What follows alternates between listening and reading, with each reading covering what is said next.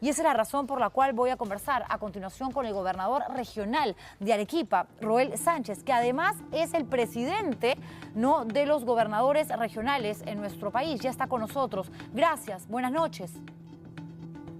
¿Cómo estás, Juliana? Muy buenas noches. Yo Saludar también a preocupadísima. todos tus oyentes. Preocupadísima por lo que sucede en el país, para hablar puntualmente de Arequipa, ¿no?, que es el tema que nos lleva justamente a esta conversación, a esta entrevista. Señor Sánchez, lo de ayer ha sido gravísimo. Sabemos efectivamente que por suerte este policía ha sido liberado, pero ¿cómo es que llaman al párroco, al representante de la iglesia, al cura, para que pueda evitar que justamente quemaran vivo a este integrante de la policía? Esos son detalles que todavía no se han narrado. ¿Nos puede contar usted, por favor? Bueno, en principio tenemos que decir que ya no solamente estamos frente a una crisis política, social, moral, sino también frente a una crisis económica muy seria. Y de hecho que en ese contexto, con lo acontecido, dos acontecimientos muy complicados en Arequipa. Uno, la pretendida toma del aeropuerto, que se ha suspendido los vuelos desde el día jueves hasta el día 25, que se ha prorrogado, y lo acontecido el día de ayer. El día de ayer lo que ha sucedido en el triunfo acá en La Joya de Arequipa, esto es una situación totalmente condenable. Estos actos no pueden suceder porque la protesta pues son legítimas siempre y cuando sean pacíficas, pero esto ya de secuestrar, de tomar de rehén, peor a una autoridad, no puede darse. En esa medida, de hecho, que ha participado también el representante del Defensor del Pueblo, estos dos párrocos que son de la localidad. Ajá. Y gracias a estas intervenciones, bueno, pues se ha podido garantizar la vida de este policía, claro, que nos ha permitido a nosotros, dentro de este contexto por lo menos, tener esa tranquilidad, porque si no las consecuencias hubiesen sido muy lamentables para Arequipa. Desgraciadamente, señor Sánchez, este tipo de situación se puede repetir en cualquier momento, porque el país está convulsionado y porque la escalada de violencia pues no se detiene. Entonces ha pasado en La Joya, podría volver a suceder aquí o en cualquier punto de Arequipa o en cualquier otro punto del país. Es decir, hay un grupo de gente que está infiltrada, que son los agitadores, los que asusan, que obviamente mueven, ¿no?, a ciudadanos que no han cometido ningún delito, pero que de pronto aparecen estos malditos, porque lo son, haciéndoles creer que ellos van a representar las necesidades absolutamente reales y existentes de tantísimas personas en nuestro país, y se aprovechan justamente para convertirse en una especie pues de salvador, ¿no?, de caudillo, y se generan este tipo de situaciones. Entonces, ¿qué puede hacer usted desde su condición de gobernador regional? Porque para algo existe la descentralización en nuestro país, porque no se puede esperar solamente la respuesta del gobierno de turno, que es bastante tibia, y del Congreso de la República ya no esperemos nada, mejor. Definitivamente la población nos ha elegido a sus gobernadores para trabajar por su desarrollo.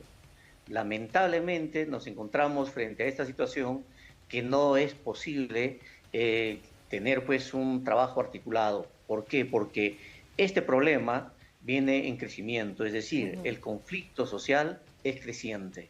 Y allí la raíz de todo este problema está en la actitud y las posiciones del legislativo y del ejecutivo.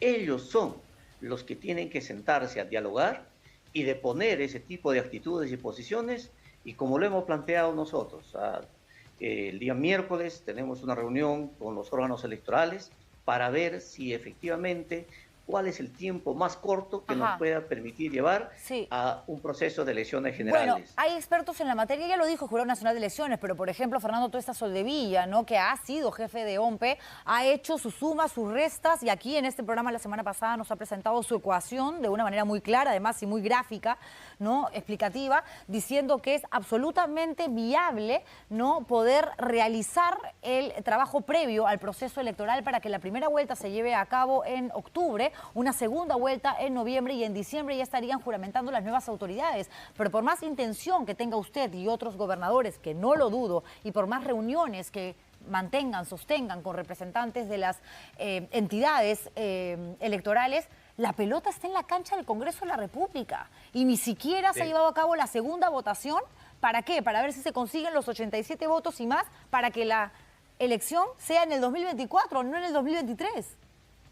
Bueno, definitivamente, también lo ha planteado el propio presidente del Jurado Nacional de Elecciones. Sí. En su calidad de autoridad ha dicho que en 4 meses puede desarrollarse el proceso de elecciones para una primera vuelta y 2 meses para una segunda vuelta. En ese contexto, nosotros, la población que plantea, dice que se vaya el Ejecutivo y que se vaya el Legislativo, pero como autoridades también tenemos que garantizar en ese proceso de transición democrática el cumplimiento de la legalidad. Así es. No podemos salirnos del marco legal. Por Importante, ello es que nosotros... importante que diga eso, porque usted no solamente es el gobernador regional de Arequipa, sino es el representante de los gobernadores a nivel nacional.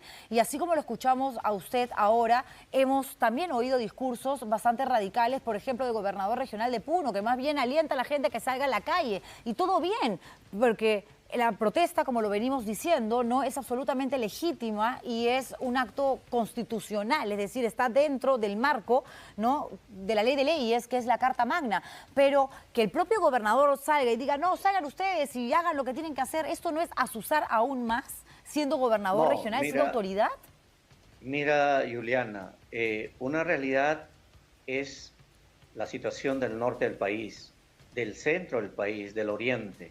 Pero otra realidad es las regiones del sur del país, donde las exigencias de la población son exigencias que responden ya a un embalse de claro que reclamos, sí, de por supuesto. frustraciones que se están dando. Entonces, los gobernadores también canalizan el pedido, pero en ese contexto del marco de la responsabilidad, tenemos que nosotros también mirar qué pasa, por ejemplo, decir que se vaya la presidenta, y en ese contexto, ¿qué va a hacer? Que se censure el Congreso de la República para elegir una nueva mesa directiva y que ese nuevo presidente o presidenta del Congreso asuma la presidencia y convoque elecciones. Mientras tanto, se nos pasó también el año 2023. Por ello es que seamos responsables y llamemos nosotros al Congreso de la República que deponga sus actitudes, que deponga su posición y que hay un plazo hasta el 31 de enero para que se reconsidere esta votación que hicieron que las elecciones sean en el 2024 y se adelante un proyecto de ley para que sea en el 2023 y se convoque inmediatamente la primera semana de febrero a la segunda legislatura para que se vote y de una vez salgamos de este problema. Y yo le pregunto, ¿ha tenido usted la oportunidad de conversar con congresistas que representan Arequipa, por lo menos con ellos? Nosotros hemos conversado, pero no basta ello. Tenemos que conversar con la mesa directiva, después del 25 que tenemos otra reunión con los órganos electorales para ir ya con un cronograma serio y técnico y en el marco de la legalidad vamos a conversar con la mesa directiva del Congreso y que será el caso también con el Ejecutivo. Entonces, el miércoles se reúnen con representantes de OMPE, Jurado Nacional de Elecciones, RENIEC. A las 11:30 de la mañana. Ok, ¿cuándo estaría usted reuniéndose con los representantes de la mesa directiva? Y saber si esa cita ya ha sido concretada, es decir, ya está agendada. Bueno, concertamos para la semana pasada, pero lamentablemente por el tema del bloqueo de los aeropuertos se tuvo que posponer. Eso está concertado, no hay ningún inconveniente, pero el tema es que los señores congresistas dejen de estar de espaldas ante las regiones y miren y atiendan los reclamos de la población, porque a veces es muy fácil decir, es un 1%, es un 2%. Sí, de acuerdo. A ver, señor Sánchez, necesitamos nosotros pacificar el país. De acuerdo. Sabemos que el Congreso de la República tiene la última palabra y se les vence el plazo ahorita. Si es que realmente va a haber un adelanto de elecciones, no para el 2024, sino para el 2023, que creo personalmente que no es que acabaría con este conflicto, porque detrás de lo que estamos viendo hay toda una historia de abandono hacia el ciudadano de provincias que tiene ya mucho tiempo y que lo que ha sucedido, ¿no?, con la salida de Castillo, este golpista, y Dina Boluarte, que asume y que ha traicionado a parte de la izquierda y que la derecha siente ahora que es su socio y toda la historia que conocemos, obviamente, digamos, la gota que rebalsó el vaso ha sido la inestabilidad política en la que estamos viviendo, por lo menos desde los últimos 7 años, pero hay un descontento que se manifiesta día a día y yo puedo entender que usted diga el Congreso tiene que responder a los reclamos de la gente. Yo estoy totalmente de acuerdo con usted. El Ejecutivo tiene que entender también que es momento de irse. Creo que eso lo ha entendido la Presidenta de la República porque ha dicho, si es 2023, me voy 2023. Pero, ¿qué puede hacer usted? Y la pregunta que le manifestaba hace un rato como gobernador regional. Entonces, ¿qué es lo que hacen los gobernadores regionales?